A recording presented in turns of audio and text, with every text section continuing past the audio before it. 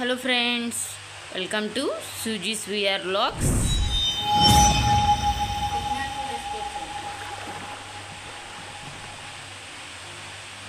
So ఈ రోజు మన రెసిపీ వచ్చేసి తాలింపు అన్నం. సో ఇది మనకి సూపర్ టేస్టీ అండ్ త్వరగా అయిపోయే రెసిపీ. సో దానికైతే నేను ఇక్కడ ఫస్ట్ రైస్ తీసుకున్నాను. స్టవ్ మీద ఇక్కడ పాన్ తీసుకున్నానండి. ఫస్ట్ మనం కొంచెం ఆయిల్ అనేది యాడ్ చేసుకుందాం. నేనైతే 1 స్పూన్ వరకు ఆయిల్ అనేది యాడ్ చేసుకున్నాను. సో ఆయిల్ హీట్ అయిన తర్వాత మనం వేరుశనగ పప్పులు యాడ్ చేసేసుకోవాలి. సో మనకి తాలింపు అన్నంలో వేరుశనగ పప్పులు కనిపిస్తూ ఉంటే మనకి కలర్ఫుల్గా సో తినడానికి పంట కింద చాలా బాగుంటాయి. నెక్స్ట్ ఇందులో నేను తాలింపులు కూడా వేసుకున్నానండి. సో వీటిని మనం బాగా ఫ్రై చేసేసుకోవాలి. పచ్చివాసన అంతా పోయేలాగా నీట్గా ఫ్రై చేసేసుకోవాలి ఆయిల్లో 2-3 మినిట్స్ వరకు. నెక్స్ట్ ఎండుమిర్చి తీసుకుందాం. ఎండుమిర్చి నేను ఇక్కడ 2 ముక్కలుగా కట్ చేసి వేసేసుకుంటున్నాను. సో దీన్ని కూడా మనం బాగా ఫ్రై చేసుకోవాలి కలుపుకుంటూ. ఈ రెసిపీ అనేది మనం రైస్లో కర్రీ ఏం లేనప్పుడు ఈజీగా చేసేసుకోవచ్చు. మనకి బ్రేక్ఫాస్ట్ కూడా చాలా బాగుంటుంది, త్వరగా కూడా అయిపోతుంది ఈ రెసిపీ అండ్ టేస్టీగా ఉంటుంది. మీరు ట్రై చేయండి. సో ఇక్కడ మనం ఎండుమిర్చి కూడా మనకి ఫ్రై అయిపోయిన తర్వాత ఆనియన్స్ 2 ఉల్లిపాయలు చిన్న చిన్న ముక్కలుగా కట్ చేసుకొని బారుగా వేసేసుకున్నాను.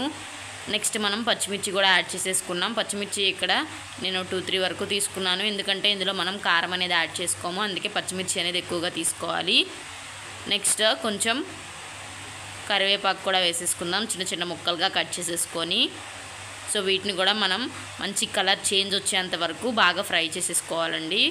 మొత్తం ఇలా కలుపుకుంటూ నీట్గా సో మంచిగా ఇలా ఫ్రై చేసుకోవాలి. కొంచెం ఉల్లిపాయలన్నీ కూడా మనం కలర్ చేంజ్ వచ్చేంత వరకు కూడా కొంచెం మగ్గనివ్వాలండి. సో ఎవరైతే మన వీడియోస్ చూస్తున్నారో సబ్స్క్రైబ్ చేసుకోండి అండ్ లైక్ చేయండి. సో నెక్స్ట్ ఇందులోకి మనం ఎంతైతే తీసుకున్నామో రైస్ అంతకు సరిపడంత సాల్ట్ అనేది యాడ్ చేసుకుంటున్నాను. నేనైతే 1 స్పూన్ వరకు సాల్ట్ అనేది యాడ్ చేసేసుకున్నాను. నీట్గా ఇలా కలిపేసుకుంటున్నానండి. చూసారు కదా, మనకి మొత్తం కలిసేలాగా నీట్గా కలుపుకుంటూ ఇలా మంచిగా మనకి కొంచెం కలర్ చేంజ్ వచ్చేంతలాగా ఫ్రై చేసేసుకోవాలి దీన్ని. సో ఇక్కడ ఆల్మోస్ట్ అంతా బాగా ఫ్రై అయిపోయింది.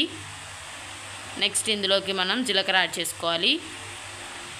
కొంచెం జీలకర్ర అనేది యాడ్ చేసేసుకుని సో నీట్గా కలిపేసుకుందాం.